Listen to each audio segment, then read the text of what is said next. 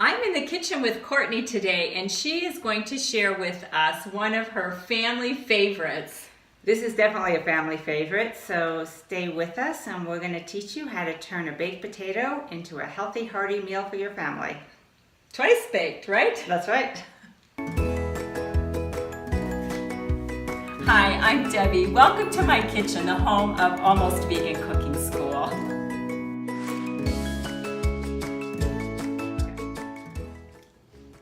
Okay, we're going to start out by prepping our potatoes. We just have some baked potatoes here and we're going to rinse them and give them just a light scrub with the vegetable brush. Nothing too hard, maybe just focus on where you have a few eyes, and that's all you need to do.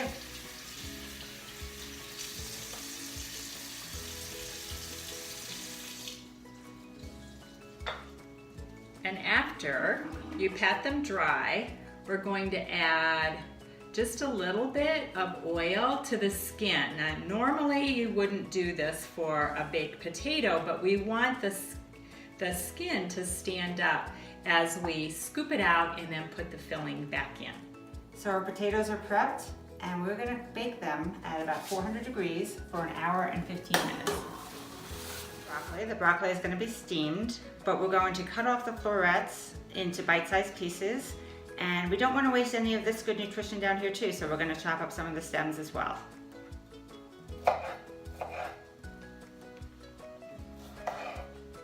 So often people are discarding the stems of broccoli, and this is the stem, the thick part of it. You can see how pretty it is. It's actually one of my favorite parts of the plant.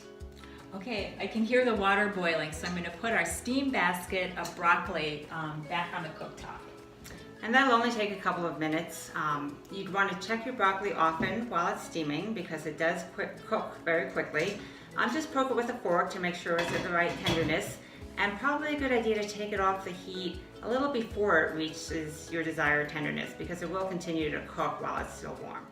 After you've been cooking for a while, you'll realize there's a lot of different opinions on how to clean mushrooms. And we've got some white mushrooms and some cremini or baby bella mushrooms here that we're going to be putting in our saute. And in this case, since we're sauteing the mushroom, all I'm going to do is what they call a dry clean with a tea towel.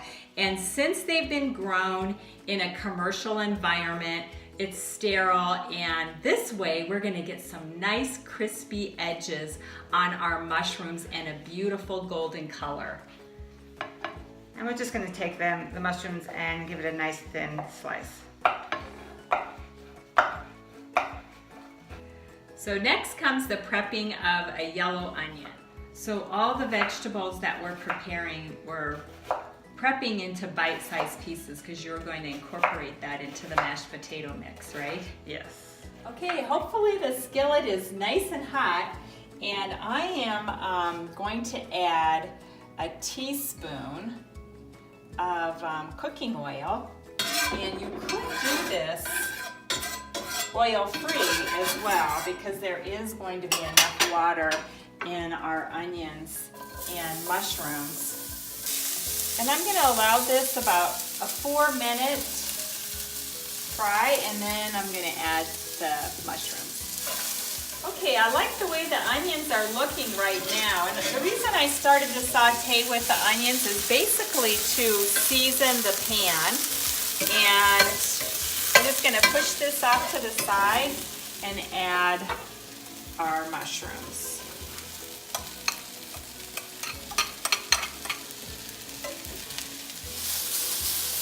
Okay, so the saute is coming along really well, and this is basically what we're going for. I'm going to maybe continue to cook for 1 or 2 more minutes, but the mushrooms are developing that golden brown color, and I did this with just 1 teaspoon of cooking oil. And while I've been working on the mushrooms and the onions, check out the broccoli. It's the perfect green, and that's all going to be incorporated in a few minutes in our mashed potatoes. So the potatoes have come out of the oven just a few minutes ago, and they're cool enough to handle, and I'm just going to slice it right through the middle.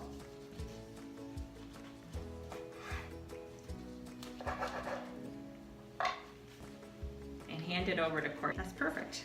So I'm just gonna scoop out the potato. This is gonna become our mashed potatoes. I'm gonna mix that with all of those great veggies.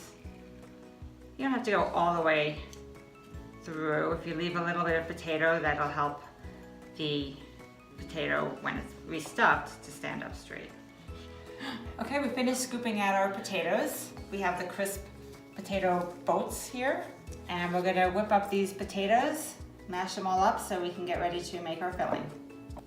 And by the way, if you have a hand mixer, this would be another option for your mashed potatoes. Well, the potatoes are pretty well mashed, so we're gonna finish these off by adding some plant-based milk and then a little salt and pepper to taste.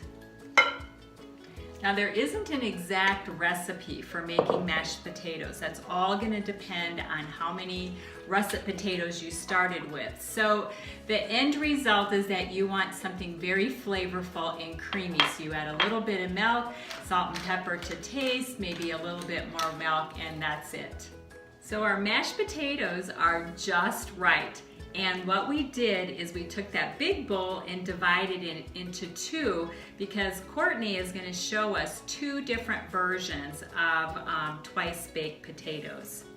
Our first version is going to be with these vegetables that we just prepared, our steamed broccoli and our sauteed mushrooms and onions. And over here on Debbie's side, we're going to put together a version using some other vegetables that we had handy. This is some black beans with some red pepper, corn, green and red onion. And you can really use any vegetables that you have in your refrigerator, your pantry. Really, it's like a kitchen sink recipe. Another idea might be to divide the mashed potatoes into individual sized portions and let your kids or family members put together their own personalized pizza or potato using whatever vegetables that they like. Right, and the other thing with the Mexican version too is this is all really raw. We used canned black beans, frozen corn, it's all going into the oven. So this is almost a no-cook recipe other than your baked potatoes. Okay, so we're ready to add all of these delicious ingredients, and we're gonna blend it all in our mashed potatoes. I've got some green onions, some red pepper, some corn, black beans that I rinsed right from the can, and here I have some shallots. So our filling's all done, and we have the oven set at 425 degrees. We're just gonna restuff our potatoes and pop them back in the oven about 15 minutes or so, and just until the tops of the potatoes are nice and crisp. Wow, thank you, Courtney, for sharing this family recipe. I just can't wait to dig in. Yeah, they look great. It's really wonderful. Yeah. So we have also some cheese sauce. You're lucky enough to have some left over from our grilled cheese sandwiches a couple of weeks ago. And if you don't, maybe you want to check that video and try that recipe also. I hope you enjoyed this cooking class as much as we enjoyed bringing it to you. This cooking school came to be because there is so much good news to share about a plant-based diet. Become a part of our cooking school family in an effort to heal our bodies, to heal each other,